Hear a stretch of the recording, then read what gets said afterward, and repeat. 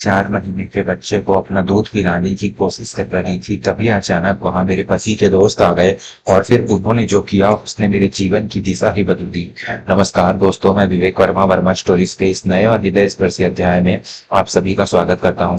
इंसान जब महत्वाकांक्षा और धन की अंधी दौड़ में भागने लगता है तो वह अक्सर अपने सबसे करीबियों को ही पीछे छोड़ देता है। समाज में अपना झूठा रुतबा बनाए रखने के लिए कुछ लोग अपने ही घर की नींव को खोखला कर देते हैं, लेकिन कहते हैं ना कि जब अपने मुंह फेर ले तो ईश्वर किसी न किसी को फरिश्ता बनाकर भेज ही देता है। आज की कहानी जबलपुर की एक ऐसी ही पीड़ादायक लेकिन प्रेरणादायक दास्तान है जो आपको यह सोचने पर मजबूर कर देगी कि सच्ची सफलता धन में नहीं बल्कि इंसानियत में।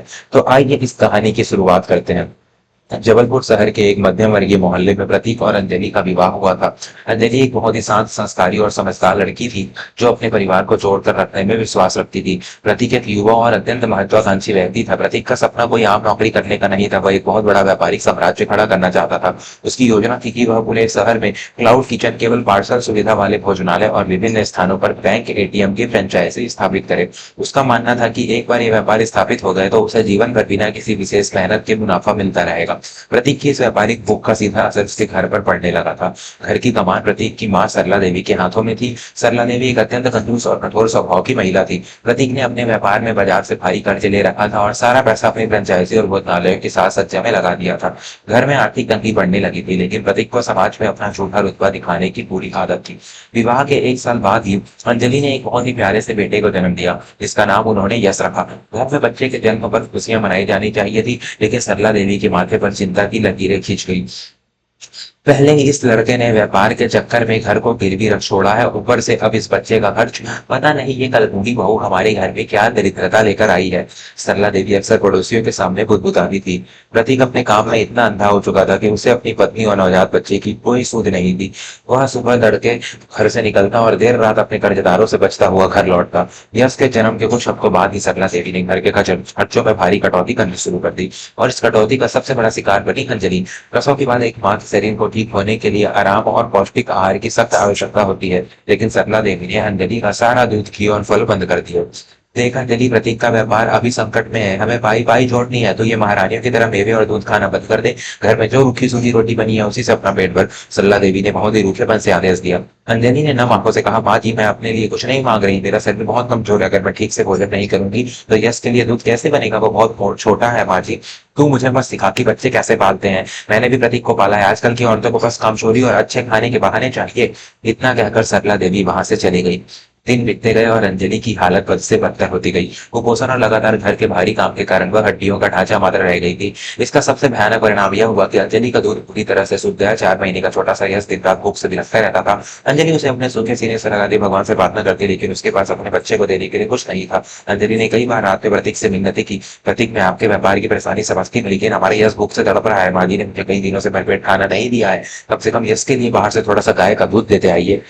लेकिन प्रतीक ने झुंझलाते हुए कहा, अंजलि, तुम देख रही हो कि मैं अपने निवेशकों के सामने अपनी इज्जत बचाने के लिए कितना संघर्ष कर रहा हूँ। मेरा क्लाउड किचन का काम अभी शुरू भी हुआ है, तुम घर की छोटी छोटी बातों से मेरा सिर मत खाया करो। माँ को जो कह रही है उसे चुपचाप मान लो। प्रतीक के इन शब्दों ने अंजलि के भीतर की सारी उम्मीदें तोड़ दी। उसे समझ आ गया कि जिस पति के लिए उसका नया व्यापार सब कुछ है, उसके लिए अपनी पत्नी और बच्चे के प्राणों का कोई मोल नहीं है। तपती गर्मियों का एक दिन था। प्रतीक ने अपने एक बहुत ही पुराने कॉलेज के मित्र रजत को दोपहर के भोजन पर आमंत्रित किया था। रजत और प्रतीक ने एक साथ पढ़ाई की थी, लेकिन रजत की सोच प्रतीक से बिल्कुल अलग थी। रजत एक बहुत ही जमीन से जुड़ा हुआ, ईमानदार और अत्यंत सफल व्यवसायी बन चुका था। प्रतीक चाहता था कि रजत उसके क्लाउड किचन और एटीएम के व्यापार में अपना पैसा निवेश करे, ताकि वह अपने कर्जदारों से बच सके। इस महत्वपूर्ण मुलाकात के लिए सरला देवी ने घर के बैठक कक्ष को खूब सजाया था। रसोई में तरह तरह के पकवान बन रहे थे। प्रतीक चाहता था कि रजत को यह लगे कि उसका परिवार बहुत ही संपन्न और सुखी है। दूसरी तरफ घर के पिछले हिस्से में एक छोटा सा बिना पंखे वाला सीलन भरा कमरा था। सरला देवी ने अंजलि और यश को उसी कमरे में रहने का आदेश दिया था, ताकि मेहमानों के सामने यश के रोने की आवाज न आए। उस तपते हुए कमरे में अंजलि जमीन पर बैठी थी। यश आज सुबह से भूख से बहाल होकर रहा था।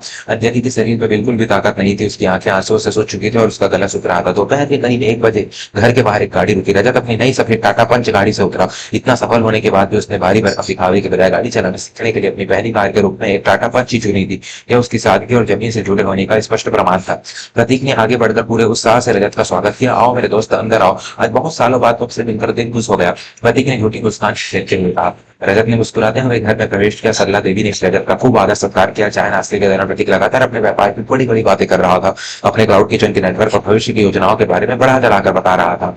लगभग आधे घंटे बाद रजत ने हाथ धोने के लिए प्रसाधन कक्षा वॉशरूम जाने की इच्छा जताई। प्रतीक ने उसे घर के पिछले हिस्से वाले गलियारे का रास्ता दिखा दिया। रजत गलियारे से गुजर ही रहा था कि अचानक उसके कानों में एक बहुत ही दर्दनाक और धीमी आवाज पड़ी। वह किसी नवजात बच्चे के रोने की आवाज थी जो कमजोरी के कारण लगभग रुक चुकी थी। रजत के कदम वहीं रुक गए। उसने ध्यान से सुना तो आवाज गलियारे के अंत में स्थित एक पुराने कमरे से आ रही थी जिसका दरवाजा आधा खुला हुआ था। एक सहज मानवीय संवेदना के चलते रजत उस दरवाजे के करीब गया और उसने उसे हल्का सा धक्का दिया और जैसे ही दरवाजा पूरा खुला रजत के पैरों तले जमीन खिसक गई। मैं अपने 4 महीने के बच्चे को अपना दूध पिलाने की कोशिश कर रही थी, तभी अचानक कमरे का दरवाजा खुला और वहां मेरे पति के मित्र रजत आ गए। अंजलि तो समय फटे हुए कपड़ों में पसीने से लथपथ जमीन पर बैठी थी। भूख और कमजोरी से उसका चेहरा पीला पड़ चुका था और वह बेतहासर होते हुए अपने बच्चे को सीने से लगाए हुए थी।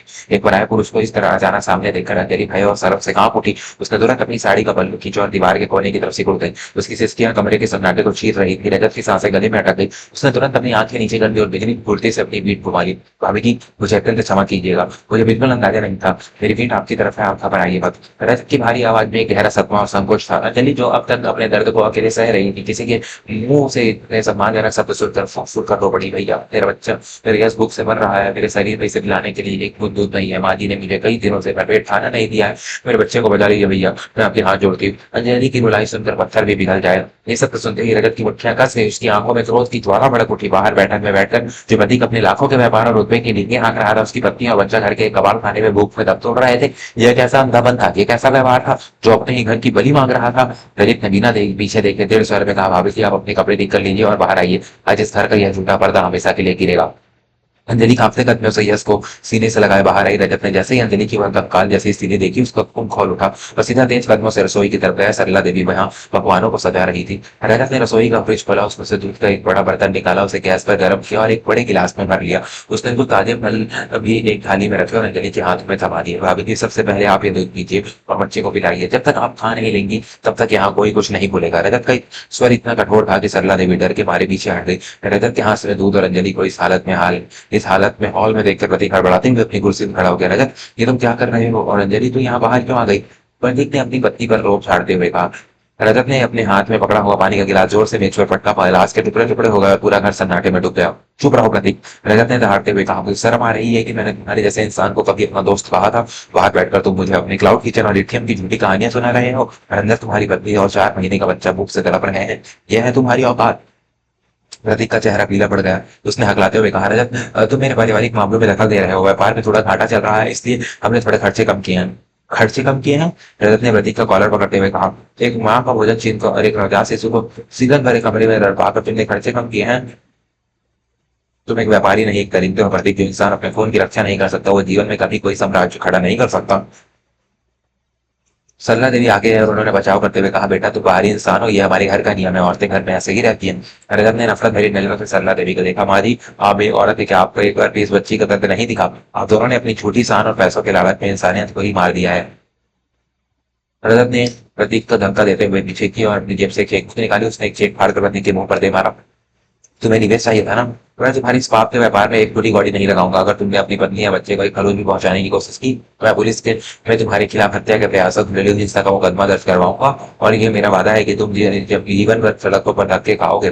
मेरा मुड़कर अंजलि के पास गया। अंजलि की आंखों में अब डर की जगह कृतज्ञता थी। मेरा दूध पीकर शांत हो चुका था। भाभी जी, जो घर एक मां का सम्मान नहीं कर सकता, वो घर नहीं, एक शमशान है। आप अपने बच्चे को लेकर मेरे साथ चलिए, मैं आपको सुरक्षित आपके माता पिता के घर पास छोड़कर आऊंगा। और अगर आपको कोई भी आवश्यकता हो तो ये बड़ाई आपके लिए हमेशा खड़ा रहे।